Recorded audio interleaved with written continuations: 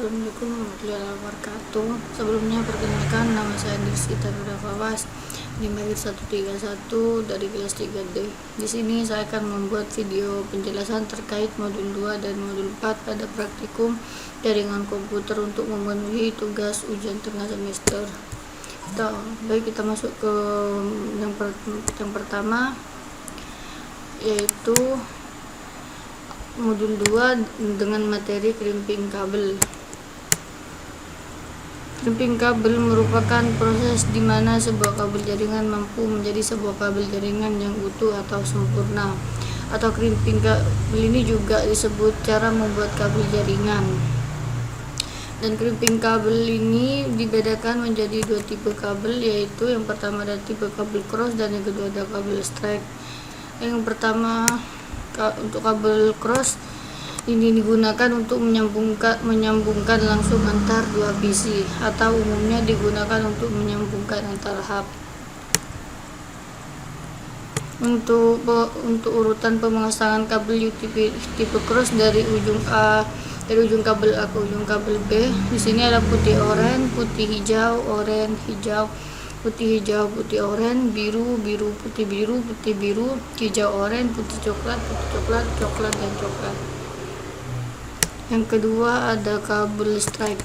Kabel straight biasanya digunakan ketika untuk menghubungkan komputer jaringan yang memakai hub atau klien ke hub.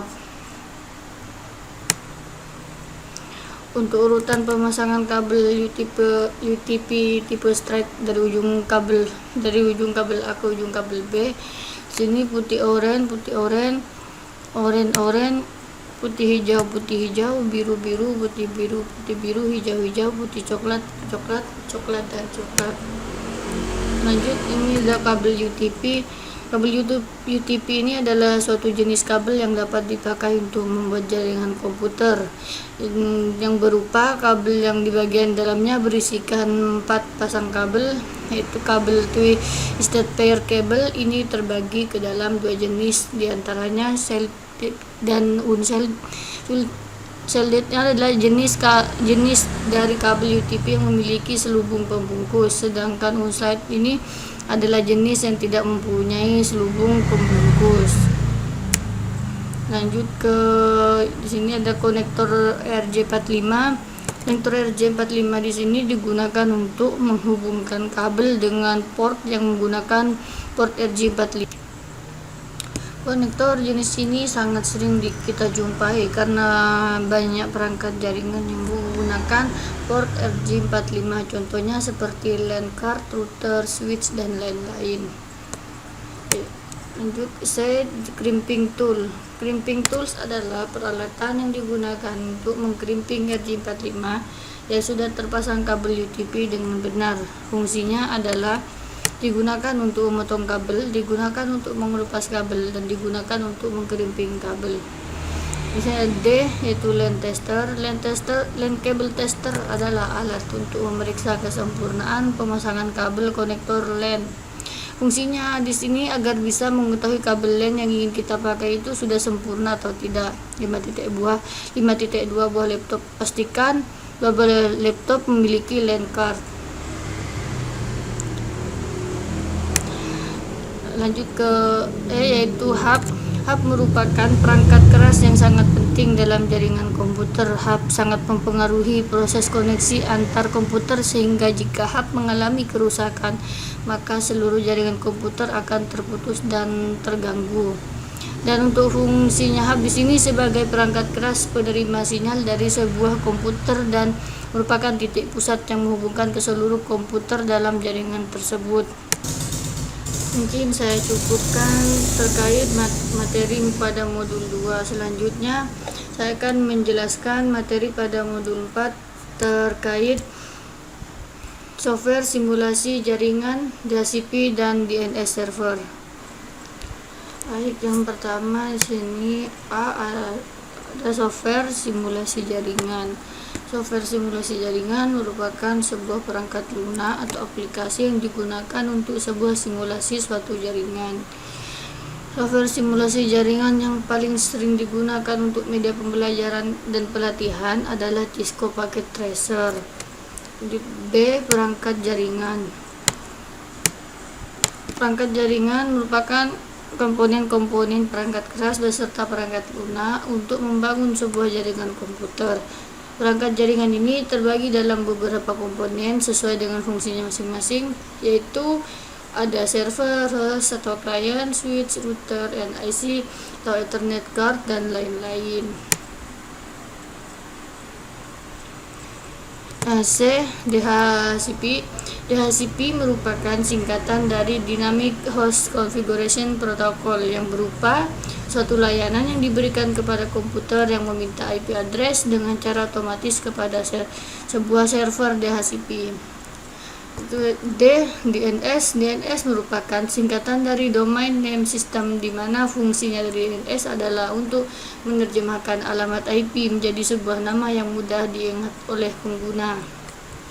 Dan selanjutnya di sini saya akan mempraktekkan DHCP dan DNS ke Cisco Packet Tracer. Untuk mempersingkat waktu, di sini saya sudah membuat skema jaringan terlebih dahulu dengan menggunakan satu server, 4 switch dan 25 klien. Yang pertama, kita konfigurasikan dulu IP address-nya, yaitu 192.168.13.13, dan dimana 13 ini dari NIM 2 digit NIM terakhir saya yang dibalik menjadi yang 13, dan subnet masknya 255.255.255.0. Untuk default gateway-nya di sini 192.168.13.0. Selanjutnya kita ke menu service dan kita ke DHCP. Yang pertama kita aktifin dulu service-nya, dan untuk full name-nya tidak harus diganti. Untuk default gateway-nya yaitu 192.168.13.0. Untuk start IP address-nya di sini kita mulai dari 0. Dan subnet mask-nya 255.255.255.0. Untuk maksimum number of user-nya di sini saya menggunakan sesuai ketentuan, yaitu 25. Setelah kita konfigurasi DHCP-nya, kita lanjut konfigurasi DNS-nya. Yang pertama di sini kita aktifin terlebih dahulu service-nya. Dan untuk name di sini saya menggunakan nama saya sendiri.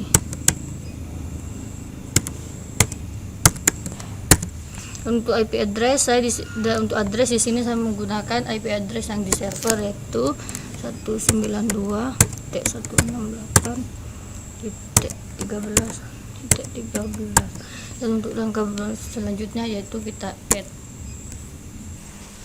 Setelah kita konfigurasi DNS-nya, lanjut kita konfigurasi HTTP-nya. Langkah pertama kita aktifin dulu HTTP dan HTTPS-nya.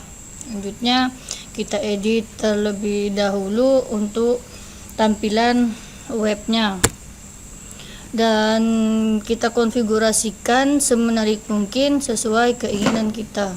Langkah selanjutnya kita save, klik yes. Setelah kita selesai konfigurasi HTTP-nya, kita konfigurasi DHCP-nya dan kita masukkan IP DNS servernya, yaitu 192.168.13.13. dan langkah selanjutnya itu kita save.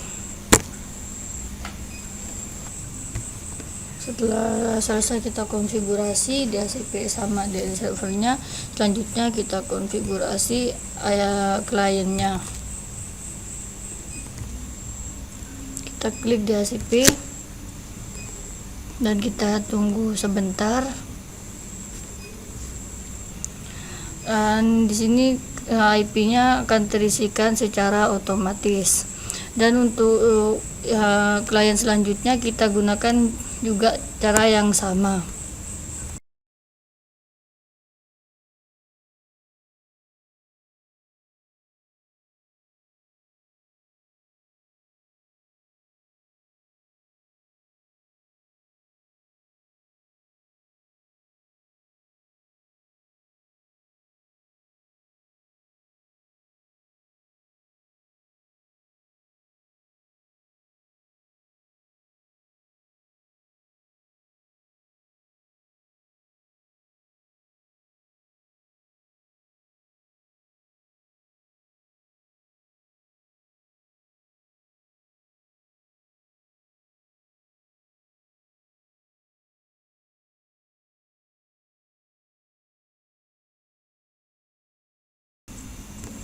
Setelah selesai kita konfigurasi semua kliennya, selanjutnya kita uji coba kliennya apakah sudah terhubung satu sama lain dengan cara testing.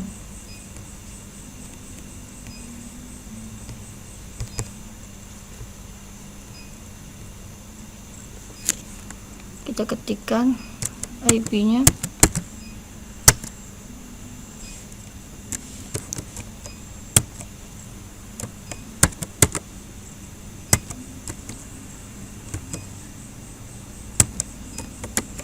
Kita klik enter, kita tunggu, dan setelah keluar tampilan seperti ini berarti kliennya sudah terhubung. Dan mungkin itu saja penjelasan dari saya, kurang lebihnya saya mohon maaf. Wassalamualaikum warahmatullahi wabarakatuh.